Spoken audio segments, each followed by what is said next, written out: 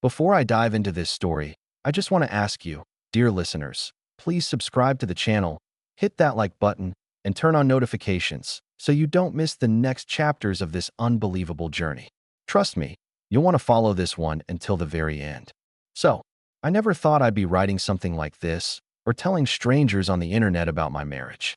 My wife, Linda, not her real name, and I have been married for 22 years.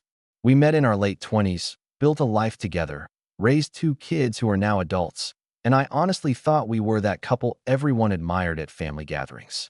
You know the type, finishing each other's sentences, inside jokes, vacations together.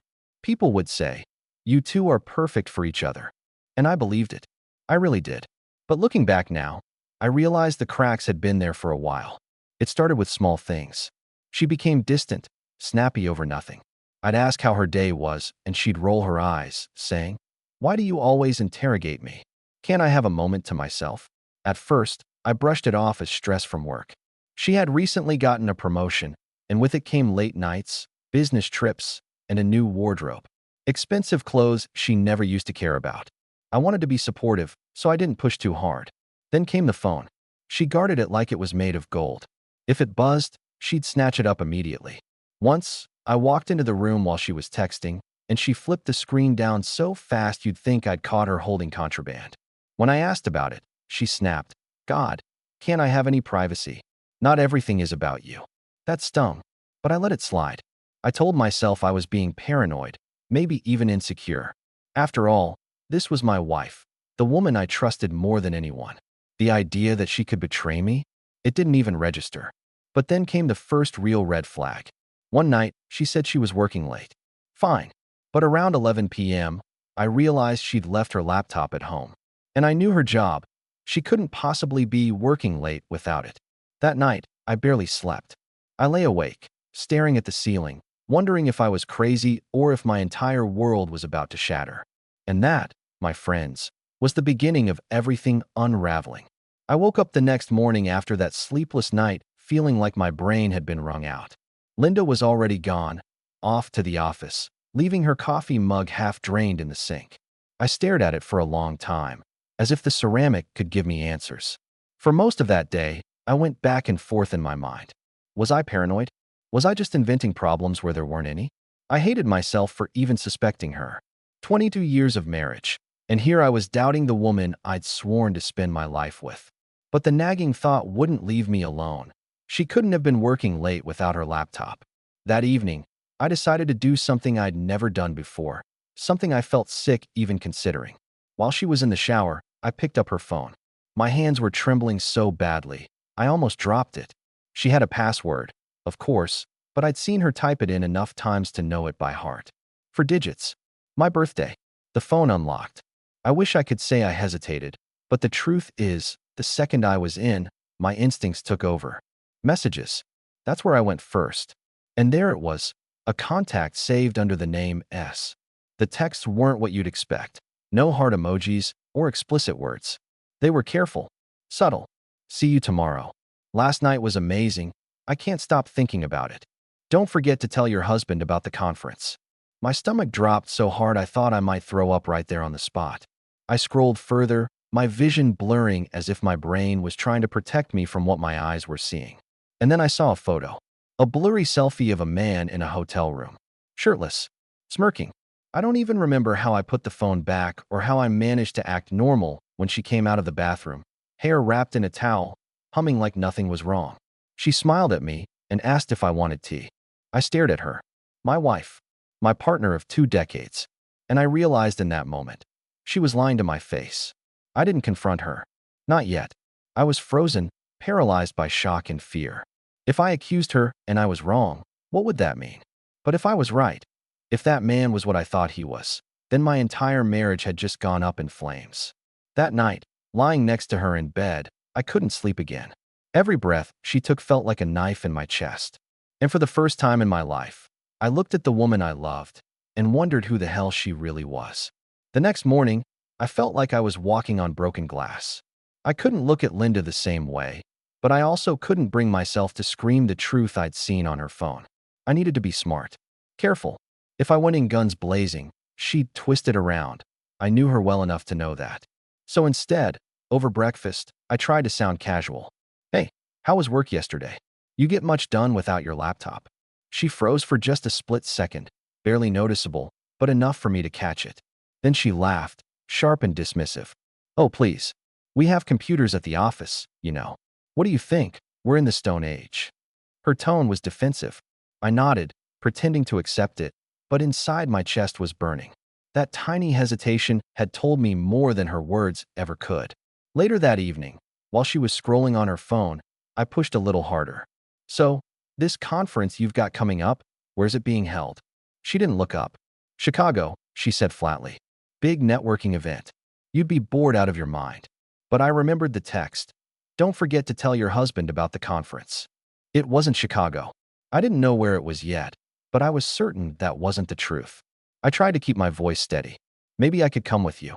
I could take some time off work. Make it a trip for both of us. That got her attention. Her head snapped up, eyes narrowing. Are you kidding me? You'd embarrass me. This is serious, not some vacation. Honestly, you're so needy sometimes. Can't I just have one thing for myself? Her words cut like glass. Needy? Embarrass her? Since when was my presence in her life an embarrassment? I wanted to shout, to tell her I knew about the texts, the man, everything. But instead, I bit my tongue. I realized in that moment she wasn't just hiding something. She was preparing for me to challenge her. She had her excuses lined up, her claws out. And me?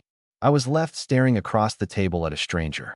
That night, when she rolled over and muttered goodnight, I lay there awake, gripping the edge of the mattress so hard my knuckles went white. For the first time, I started to think. Maybe the woman I married had been gone a long time. It happened 2 days later. I wasn't even looking for anything that time, I swear. I was just cleaning up the living room, moving some of Linda's magazines off the coffee table, when a folded piece of paper slipped out from between them. At first, I thought it was just a receipt. But when I opened it, my heart stopped. It was a hotel invoice, from a place just outside the city. 2 nights, 1 room, with charges for dinner, champagne, and breakfast for 2. My hands started to shake. I read the date twice, 3 times, praying I was wrong. But no, it was last week. The exact night she had told me she was stuck at the office. I felt like the floor had been ripped out from under me. My wife hadn't just been lying, she had been lying right to my face while she sat across the table, laughing at me, calling me needy. I heard the front door open. Linda was home early. My pulse went through the roof. Instinctively, I shoved the receipt into my pocket and tried to act normal. Hey, she said, dropping her bag by the door. What's for dinner? I looked at her, really looked at her. The fresh makeup, the perfume she never used to wear around me, the smug smile like she was holding on to some private joke. And in my pocket, that piece of paper burned like fire. I wanted to slam it down on the table, demand answers, make her squirm the way she'd made me squirm for weeks. But instead, I forced a smile. Haven't decided yet. Because now, I wasn't just suspicious. I wasn't just hurt. I had proof. And for the first time, I knew this wasn't just about catching her in a lie. It was about figuring out what kind of man I was going to be when the truth came out. That night, as she laughed at some TV show and texted on her phone, I sat there silent, my mind racing. I knew I couldn't hold it in much longer. The confrontation was coming. I couldn't take it anymore. Days of pretending, of lying next to her while knowing the truth, had eaten me alive. That hotel receipt was still in my pocket, folded and worn from the number of times I'd taken it out just to stare at it. Proof. Cold, undeniable proof. So that night, after dinner, I finally snapped. She was at the sink, rinsing dishes, humming to herself. I pulled the receipt from my pocket and slammed it down on the counter. The sound made her jump. What's this, Linda?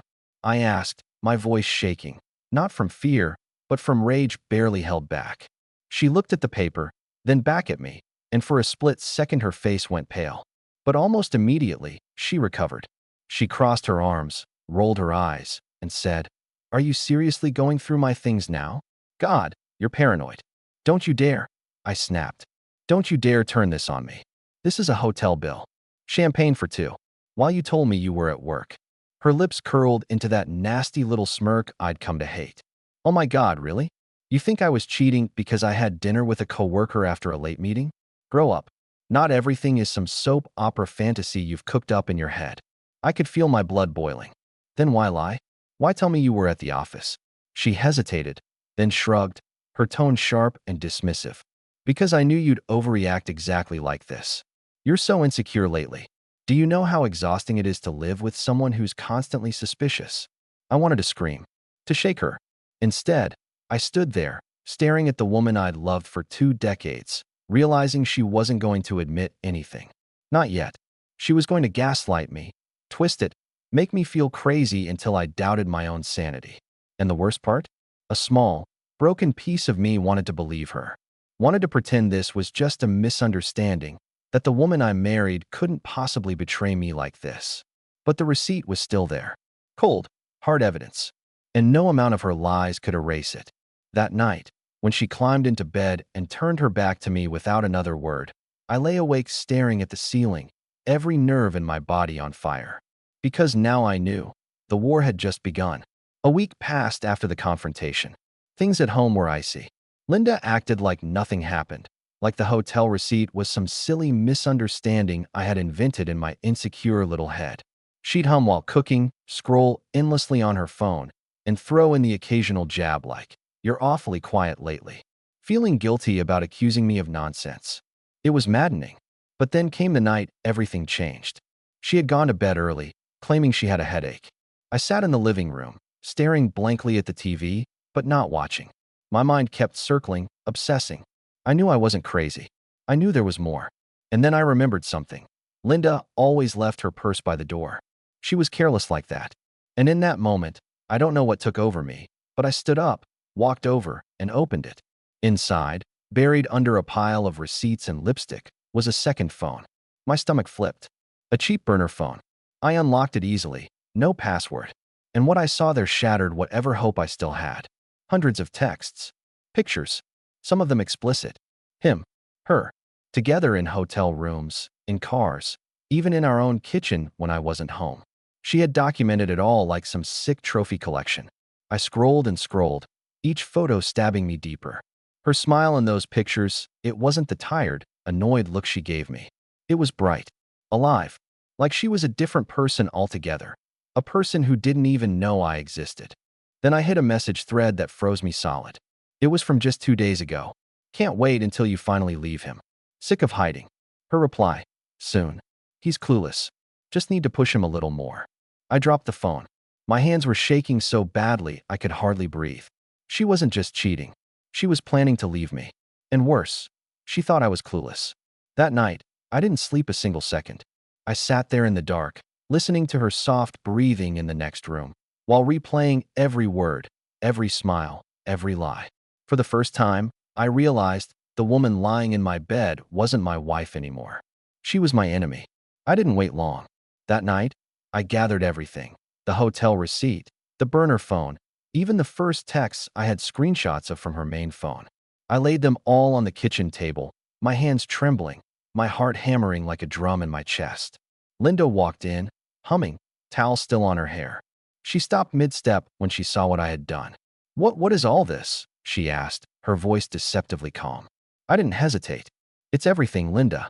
The hotel, the texts, this phone. I see it all now. Every lie, every plan. You've been cheating on me, and not just that, you've been planning to leave me." Her face twisted, but not in shame. In anger. "You had no right," she shouted. "None of this is what you think. That phone is for work. That hotel. I needed a private space for a business client, okay? You're insane." I felt my blood boil. "Are you kidding me? A private space where you send pictures of yourself with another man? Don't insult my intelligence." She laughed, bitter and loud, pacing like a caged animal. "You're so melodramatic. I can't believe you think I'd actually hug. You always make everything about you." Her reaction, it was worse than the betrayal. She wasn't sorry. She didn't feel guilty. She was furious at me for finding out. I wanted to scream, cry, throw everything in the air. Instead, I took a deep breath, trying to steady myself. "You know what, Linda? I finally understand who you really are. And I also finally understand what I deserve." Her jaw dropped. For a moment, I thought maybe the truth had reached her. But no, she just blinked, cold and calculated. "And what exactly do you think that is?" I didn't answer. I just walked out of the kitchen, leaving her standing there, surrounded by the proof of her betrayal. For the first time, I felt a strange mix of grief and relief. Relief that I finally knew. Relief that I could stop pretending everything was fine. That night, lying in the other room, I stared at the ceiling, heart aching, wondering how I could ever face the next day. But one thing was certain, nothing would ever be the same. The next few days were a blur. I went through the motions of life, but inside, I was unraveling. Every laugh she forced herself to fake, every casual glance at me, felt like a dagger twisting in my chest. I couldn't eat, couldn't sleep, couldn't stop replaying the images and messages in my head. I walked around the house like a ghost, staring at the photos on the walls, our wedding, vacations, family dinners. Each one felt like a lie. Had she been smiling in those moments for me? Or just hiding something behind that smile? I tried talking to friends, but I couldn't bring myself to say the words out loud. She's cheating on me. It sounded absurd when I whispered it, even to myself. And yet, it was true. Every shred of evidence pointed to the same undeniable fact. I felt rage boiling under my skin. I wanted to confront her again, scream, throw things. But at the same time, there was fear. Fear of what she might do, fear of losing control, fear of destroying everything beyond repair. Late one night, I found myself in the living room, clutching a glass of whiskey like it could steady my hands. I felt anger, betrayal, sadness, and a terrifying loneliness that I hadn't known was possible. The home I had built with my own hands, the life I had thought we shared, felt like it was crumbling into dust. I realized I had two choices: let this destroy me completely, or find some way to take control, even if it meant making decisions I never imagined I'd face. And in that moment, I understood. The next move would define everything: my dignity, my sanity, my future. For days, I wrestled with myself. Every scenario played out in my mind. Do I confront her again and risk a full-blown explosion? Do I leave quietly, take the kids' inheritance into account, our home, our life together? Or do I try to salvage what's left, knowing that trust, the very foundation of a marriage, was gone? I started making notes. Every lie she told, every evidence I found, every moment I remembered feeling suspicious, I wrote down. I needed clarity, a map through the chaos of betrayal. I couldn't rely on emotions anymore. They were too raw, too jagged. Late one night, I walked past our bedroom and saw her asleep, peaceful, completely unaware of the storm brewing inside me. I realized then how deeply this cut, not just the betrayal, but the sheer confidence she had, knowing I hadn't discovered everything yet. I decided on a plan. Tomorrow, I would lay everything out on the table: the hotel receipt, the burner phone, the texts. No ambiguity, no soft words. She would either admit the truth and face the consequences, or I would take the steps to remove her from the life I'd built for both of us. I went to bed that night with a knot in my stomach so tight it felt like it would never loosen. I didn't know how she would react. I didn't know if she would rage, cry, or manipulate me further. But one thing I knew with absolute certainty: I couldn't continue living in this state of uncertainty, in this constant betrayal, in this endless questioning of reality. The next day would be the turning point, the moment I either reclaimed my life or watched it fall apart completely. I waited until dinner. Linda was in the kitchen, humming, oblivious. I set the table, poured 2 glasses of wine, and laid everything out: the hotel receipt, the burner phone, the texts, every piece of evidence I'd collected over the past weeks. She looked up when I placed the last item down. "What is all this?" she asked, a hint of mockery in her voice. I didn't answer. I just stared at her, letting the silence stretch. Then I spoke slowly, deliberately. "Linda, I know everything. Every lie, every betrayal, every moment you thought I didn't see." Her face changed. For a split second, a flicker of panic. Then anger. "You're insane," she shouted. "You've taken things way too far. This is humiliating." I held her gaze. Humiliating? Try realizing your husband has spent weeks watching you manipulate him, lying, planning to leave him for someone else. Is that humiliating enough for you? Her reaction shocked me even more. Instead of tears or shame, she laughed, a harsh, bitter laugh. "Oh, this is rich. You think this proves anything? You're ridiculous. Everyone cheats, Daniel. You're just the last to find out. Cry all you want, scream, throw things. It won't change who I am." I felt the blood drain from my face. This wasn't guilt. Not even regret. She wasn't sorry. She was proud. And the audacity of it, after everything, made my chest ache like I'd been physically struck. I wanted to scream, to hit something, to make her feel even a fraction of what I felt. Instead, I took a deep breath. You know what, Linda? That's exactly why I can't stay. I've wasted too much time pretending this is a marriage. I deserve better: honesty, respect, trust. And you? You get your lies and your plans. But I won't be part of them anymore. She froze, blinking at me. I could see that even her sharp, confident mask was cracking just a little. But she quickly recovered, rolling her eyes. Fine. Go ahead. Leave. I've been waiting for you to catch up. I didn't argue. I just walked away. That night, lying alone, I cried for what we'd lost, for the life I thought we had, and for the betrayal that had come from the person I loved most. But I also felt free. Free from lies. Free from manipulation. Free to rebuild. The days after the confrontation were unbearable. Walking around the house, I felt like a stranger in my own life. Every room echoed with memories of laughter, shared secrets, and quiet evenings. All of it now tainted with betrayal. I couldn't eat much. Sleep was impossible. Every time I closed my eyes, I saw the texts, the photos, the laughter she shared with someone else. Every time I tried to distract myself, the memories would sneak back, sharper than before. I even drove to places we used to go together: the coffee shop, the park, the little Italian restaurant. And it felt like ghosts were following me. It wasn't just grief. It was anger, humiliation, heartbreak, and disbelief all tangled together in a knot I couldn't untie. Yet, somewhere in that darkness, a small voice whispered, "You can't stay here. You have to move forward. You have to survive this." I started taking tiny steps. Morning walks to clear my head, journaling my thoughts, pouring out every ounce of hurt onto paper.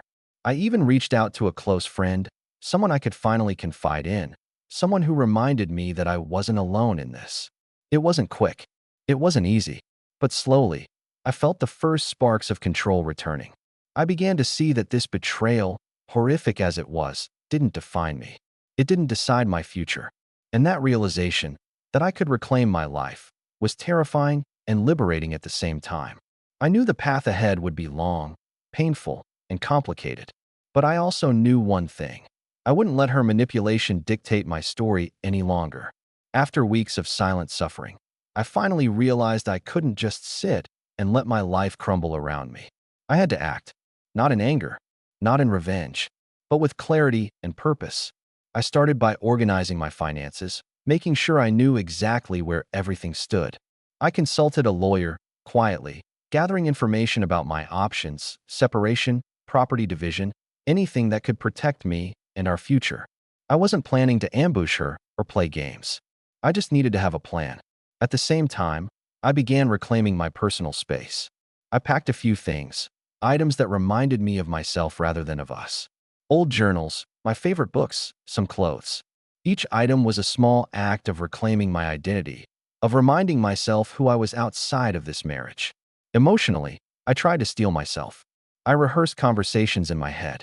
I imagined the confrontation, what I would say, and how I would hold my ground without letting her gaslight me again. It wasn't easy. Every time I looked at her, there was a pang, grief mixed with rage, love mixed with betrayal. But the more I prepared, the more I realized something important. I didn't need her approval to move forward. I didn't need her lies to define me. By the end of that week, I felt a sense of control I hadn't felt in months. Not happiness, not yet, but control. And in a situation where everything had felt chaotic and painful, that was the first step toward freedom. I knew the next confrontation would be final.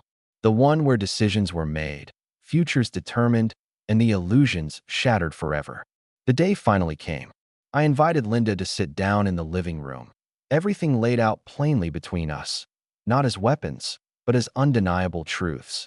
I didn't yell, I didn't cry. I just spoke clearly, calmly, with the resolve I had been building for weeks.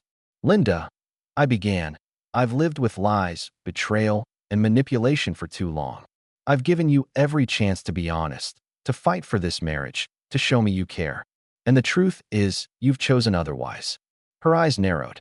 She opened her mouth, probably to gaslight me, to spin it, but I held up a hand. "Don't. I've seen everything. I have proof. I know your plans, your lies, and your games. I cannot, and I will not, be part of a marriage where I am treated as invisible, as a pawn." She scoffed, leaning back, trying to regain her composure. "So that's it. You're just leaving?" "Yes," I said firmly. "I'm leaving. I'm leaving because I value myself, my dignity, and my life. You've chosen your path, and I've chosen mine. This ends here, Linda. Not with screams, not with revenge, but with clarity. You will not control me anymore." For a moment, she looked stunned. Her usual smirk was gone. I saw something like fear, maybe even regret, flicker for a brief second, but then she masked it, rolling her eyes and muttering, "Fine. Whatever." I felt a heavy weight lift off my chest. I had made the decision. I had reclaimed my life. And in that moment, I knew, no matter the pain, no matter the heartbreak, I had won something far more valuable, my freedom. The first weeks after leaving Linda were surreal. The house felt emptier, quieter, but for the first time in months, I could breathe without the weight of lies pressing down on me. I began rediscovering myself, the man I had put on hold for years, trying to maintain a marriage that wasn't reciprocal anymore. I started small. Morning walks became my ritual, clearing my head and letting sunlight chase away the darkness that had consumed me. I picked up hobbies I had abandoned, reading, sketching, even a little woodworking in the garage. Each small act reminded me that I still existed outside of the betrayal. Friends became my lifeline. I shared pieces of my story with a few I trusted, and the support was overwhelming. Their validation, their empathy, reminded me that I wasn't alone, and that the pain, though immense, didn't have to define the rest of my life. Emotionally, I still had hard moments. Nights where I curled up with memories that cut like knives. Days when anger bubbled unbidden. But gradually, the anger became fuel. Fuel to build, to grow, and to protect my heart from ever being manipulated again. For the first time in years, I felt a flicker of hope. Life could be full, meaningful, even joyful again. And I knew, deep down, that this ending wasn't just a loss, it was a beginning.